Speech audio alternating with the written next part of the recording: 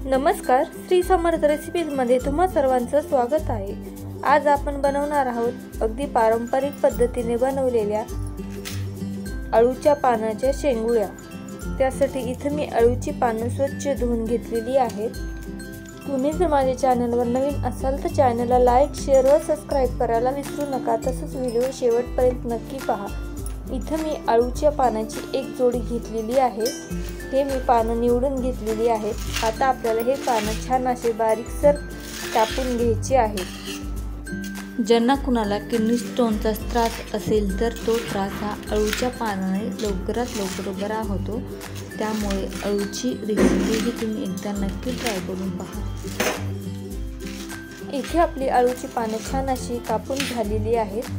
आता आपल्याला अळूचे जे देठ आहेत त्या देठावरची सर्व साल अशा प्रकारची काढून घ्यायची आहे व त्याचे देखील आपल्याला छोटे छोटे तुकडे करून घ्यायचे आहेत। इथे माझ्या अळूच्या देठाचे छान असे तुकडे करून झालेले आहेत। आता आपल्याला हे अळूचे पानं व देठ छान असे स्वच्छ धुवून घ्यायची आहेत। अळूची पानं उकडण्यासाठी इथे मी अर्धा तांब्या पाणी टाकून घेतलेलं आहे। आता आपल्याला हे गॅसवरती ठेवून छान असं उकडून घ्यायची आहे। इथे आपले अळूची पानं उकडण्यासाठी 15 ते 20 मिनिट लागतात। इथे तुम्ही पाहू शकता अशा प्रकारची आपल्याला अळूची पानं छान अशी उकडून घ्यायची आहेत। 15 ते 20 मिनिटांनंतर आपण इथे पाहूया अळूची पानं उकडले का नाही ते। इथे तुम्ही पाहू शकता मी अळूच्या पाण्याच्या 2 दांड्या काढून घेतलेल्या आहेत। ते अगदी चमच्याने छान अशा सुटत आहेत। आपली अळूची पानं छान अशी उकडून झालेली आहेत। आता आपल्याला यामधील पाणी काढून घ्यायचं आहे। हे पाणी आपल्याला फेकून द्यायचं नाही। हे पाणी नंतर आपल्याला फोडणीमध्ये टाकून घ्यायचं आहे। आपल्याला इथं अळूची पानं छान अशी मॅश करून घ्यायची आहेत। त्यामुळे मी पाणी काढून घेतलेलं आहे। आता आपल्याला हे पानं छान अशी मॅश करून घ्यायची आहेत। इथे मी रवीने छान असे पानं मॅश करून घेणार आहे। तुम्ही इथं मॅशर देखील वापरू शकता। इथे मी 1 चमचा ओवा व 1 चमचा जिरे देखील वाटून घेतलेली आहे। ते देखील आपल्याला या पानामध्ये छान असे मिक्स करून घ्यायचे आहे। इथे आपले अळूची पानं व त्याचे दांडे किंवा देठ छान असे मॅश करून झालेली आहेत। आता आपल्याला इथे 1 चमचा बेसन पीठ टाकून घ्यायचं आहे। बेसन पीठ टाकल्यानंतर इथे आपल्याला 1 प्लेट गव्हाची टाकून घ्यायची आहे। तसेच आपल्याला इथे 2 प्लेटा ज्वारीच्या देखील टाकून घ्यायच्या आहेत। शेंगुळ्या किंवा कुंडुळे बनवत असताना नेहमी ज्वारीचं पीठ जास्तीच टाकून घ्यायचं। इथं माझे ज्वारीचे पीठ देखील छान असं 2 प्लेटा टाकून झालेलं आहे। आता आपल्याला हे छान असं पाणी टाकून मळून घ्यायचं आहे। तर यामध्ये आपण उकडून जे घेतलेलं होतं ते पाणी टाकून आपल्याला हे पीठ छान असं मळून घ्यायचं आहे। तसंच इथे मी चवीप्रमाणे मीठ देखील टाकून घेतलेलं आहे। इथे आपल्या आवडीप्रमाणे आपल्याला तिखट टाकून घ्यायचं आहे। इथे मी 1 चमचा लाल तिखट देखील टाकून घेतलेलं आहे। इथे तुम्ही कोथिंबीर लसणाची पेस्ट देखील वापरू शकता। आता आपल्याला हे पीठ छान असं मळून घ्यायचं आहे। आधी आपल्याला जे अळूची पाने होती ती पिठामध्ये छान अशी आपल्याला एकजीव करून घ्यायची आहे। त्यानंतर आपल्याला यामध्ये लागेल तसं पाणी टाकून पीठ आपल्याला छान असं घट्टसर मळून घ्यायचं आहे। आता आपण इथं जे मगाशी पाणी काढून घेतलेलं होतं ते पाणी टाकून आपल्याला पीठ छान असं घट्टसर मळून घ्यायचं आहे। उरलेलं पाणी आपण इथे फोडणीमध्ये वापरणार आहोत। इथे मी थोडं पाणी करून पीठ असं छान असं मळून घेतलेलं आहे।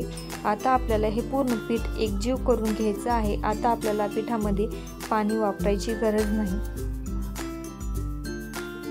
इथे तुम्ही पाहू शकता आपलं पीठ छान असं घट्टसर मळून झालेलं आहे। आता आपल्याला फोडणीची तयारी करून घ्यायची आहे। त्यासाठी इथे मी एक पातेलं गरम करण्यासाठी ठेवलेलं आहे। त्या पातेल्यामध्ये साधारण 3 ते 4 चमचे तेल ओतून घ्यायचं आहे। इथे आपल्याला तेल अगदी छान असं कडकडीत गरम झाल्यानंतर आपल्याला यामध्ये 1 चमचा मोहरी व 1 चमचा जिरं घालून छान अशी फोडणी तडतडून घ्यायची आहे। इथे तुम्ही पाहू शकता आपली फोडणी छान अशी तडतडून झालेली आहे। आता आपल्याला यामध्ये पाणी घालून घ्यायचं आहे। इथे जे आपण मगाशी पाणी काढून घेतलेलं होतं तेच पाणी आपण इथं फोडणीमध्ये वापरलेलं आहे। इथे मी दुसरंही अर्धा तांब्या पाणी टाकलेलं आहे। आता आपल्याला यामध्ये चवीप्रमाणे मीठ टाकून घ्यायचं आहे व आपल्या पाण्याला छान अशी दणदणीत एक उकळी काढून घ्यायची आहे। इथं उकळी येईपर्यंत आपल्याला या पिठाची छान अशा शेंगुळ्या देखील बनवून घ्यायच्या आहेत। इथे तुम्ही पाहू शकता आपल्या पाण्याला छान अशी उकळी देखील आलेली आहे। आता आपल्याला यामध्ये एक एक करून शेंगुळी सोडून घ्यायची आहे। इथे माझा शेंगुळी बनवण्याचा व्हिडिओ स्किप झालेला आहे। शेंगुळी बनवणं खूप सोपं आहे। तुम्ही जशी मुटके बनवतात तसेच शेंगुळीला शेप देऊ शकता किंवा कुंडुळे जसे बनवता त्या प्रकारचेही तुम्ही शेंगुळी बनवू शकता। इथे तुम्ही पाहू शकता अशा प्रकारचे आपण कुंडुळे बनवून जरी फोडणीमध्ये टाकले तर तेही अतिशय छान असे लागतात। फक्त शेंगुळे आणि कुंडुळ्याचा शेपमध्ये फरक आहे, बाकी दुसरं काही नाही। इथं आपल्याला अशाच प्रकारचे छान असे कुंडुळे किंवा शेंगोळी बनवून घ्यायची आहे। आता आपल्याला ही बनवलेली कुंडुळी किंवा शेंगोळी छान असं फोडणीमध्ये घालून उकळी काढून घ्यायची आहे। हे शिजण्यासाठी साधारण अर्धा तास लागतात। इथे आपल्याला जास्ती हलवून घ्यायचं नाही। हलवत असताना हे आपल्याला अगदी हलक्या हाताने हलवून घ्यायचं आहे, नाहीतर याचे तुकडे पडतात। त्यामुळे हे असं पळीनं अलगद छान असं हलवून घ्यायचं आहे। आता आपल्याला यावरती एक परात झाकून त्यावरती पाणी टाकून घ्यायचं आहे व आपल्याला हे छान असं शिजवून घ्यायचं आहे। यामधलं पाणी गरम झाल्यानंतर आपल्याला हे परत आपण पातेल्यामध्ये टाकून घेणार आहोत। परत इथे आपल्याला साधारण 5 मिनिटं छान असं शिजवून घ्यायचं आहे। इथे तुम्ही पाहू शकता आपली कुंडुळी किंवा शेंगोळी छान अशी शिजून तयार झालेली आहे। आपला रस्सा देखील छान असा घट्टसर झालेला आहे।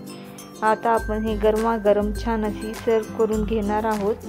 तर त्याआधी तुम्ही जर माझ्या चॅनलवर नवीन असाल तर चॅनलला लाईक, शेअर व सबस्क्राईब करायला विसरू नका। तसंच व्हिडिओ शेवटपर्यंत नक्की पहा। पुन्हा भेटूया अशाच नवनवीन रेसिपी पाहण्यासाठी। तोपर्यंत स्वस्त राहा, मस्त राहा। सर्वात महत्त्वाचं अशाच नवनवीन रेसिपी ट्राय करत राहा।